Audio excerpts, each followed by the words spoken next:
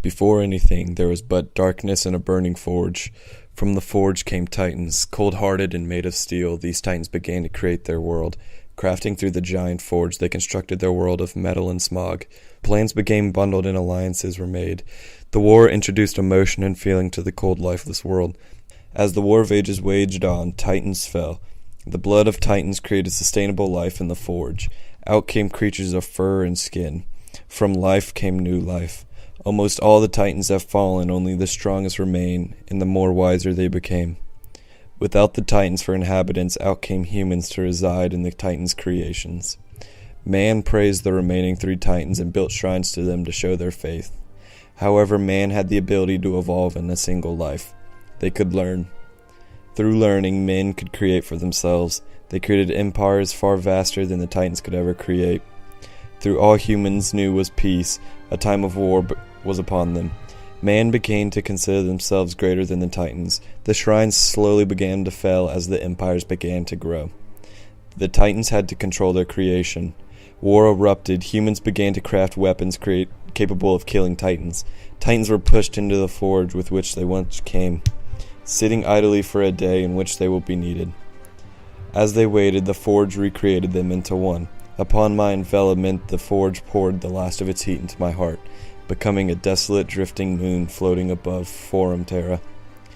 This is where I come from. I have the heart of the forge, but the split consciousness of three titans, the titan of life, the titan of peace, and the titan of war. Though I am one entity, my mind is split into three separate tendrils of consciousness, like an orderly dissociative identity disorder. This is why my name is Sumos, or we are in Latin. We have yet to reunite with our creation, as we are still an outcast. However, they do not seem to worry, as their castles stand higher than our mountains, and their forge is hotter than our sun. We will be waiting for the day that our creation needs us for something they cannot do alone. Until then, we will wait.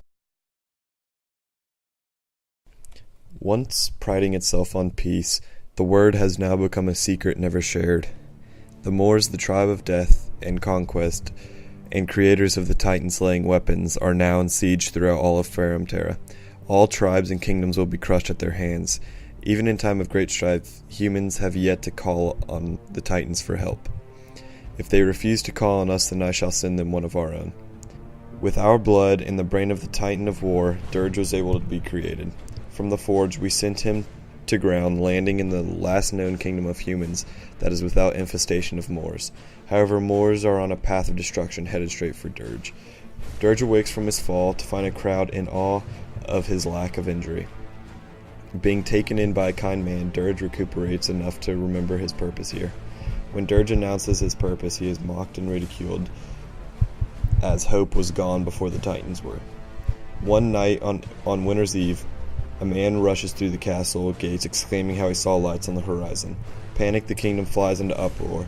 Soon it is a ghost town just as fast.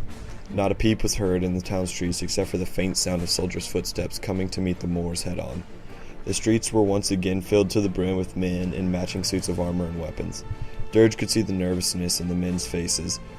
Row by row, they exited the castle walls and into the field. Not even enough men to fill a house, Dirge thought to himself. With haste, Dirge gathered himself and stood on the walls to watch the preceding events that would take place. Once gathered outside the walls, Dirge could hear the general yelling for advancement towards the lights. The last row wasn't 100 steps from the wall when a ball of light arced over the horizon and into the mix of soldiers. Scattering the already terrified troops, the untrained army were fighting each other to retreat back through the castle gate. Dirge left his place of stay and traveled upriver throughout the rushing soldiers fleeing through the castle walls. Dirge continues to walk 50 paces from the wall, now 100, 200, 300. Before long, Dirge was peering across a sea of torches no more than a football field downhill from him. Unarmed and with a mighty gulp, Dirge yelled for their leader. The Red Sea parted, revealing a single man walking down the aisle. As he approached, Dirge could make out his shape and size. He was twice the size of a normal man and wearing a suit mimicking the Titans. Dirge never broke eye contact with the man as he approached, and neither did he. The man stopped 40 feet from Dirge. And before Dirge could say anything, the man spoke up saying, "I saw you fall. You are the last of the Titans, and this is why you must die." With no notice, the man leaps at Dirge, revealing a concealed knife. Without a flinch, Dirge meets the man in the middle, landing a fatal blow, causing his fist to go through both the breast and back plate of his suit. After silence falls, the sea lowers to a kneel before Dirge. Dirge takes throne over the reigning kingdoms to rule them justly in the name of the creators. Sumu, sitting on the edge of the forge looking down at Ferrum Terra, is pleased with his son.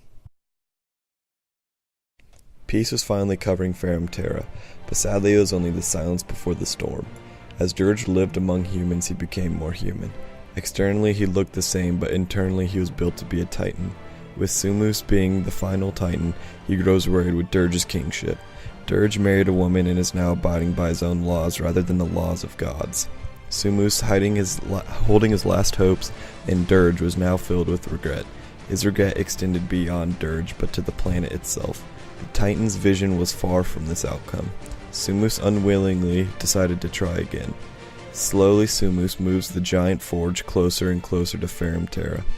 Sumus can feel the fear radiate from the ground. The velocity picks up as the gravitational pulls near. The forge collides with the highest mountain, creating a blast wave felt on the other side.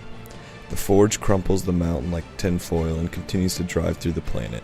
Dirge attempts to reconcile with Sumus, but the attack pursues. Within hours, the world is split, spiraling into the sun. The forge, once token with creating all we knew, is now responsible for the destruction of life itself.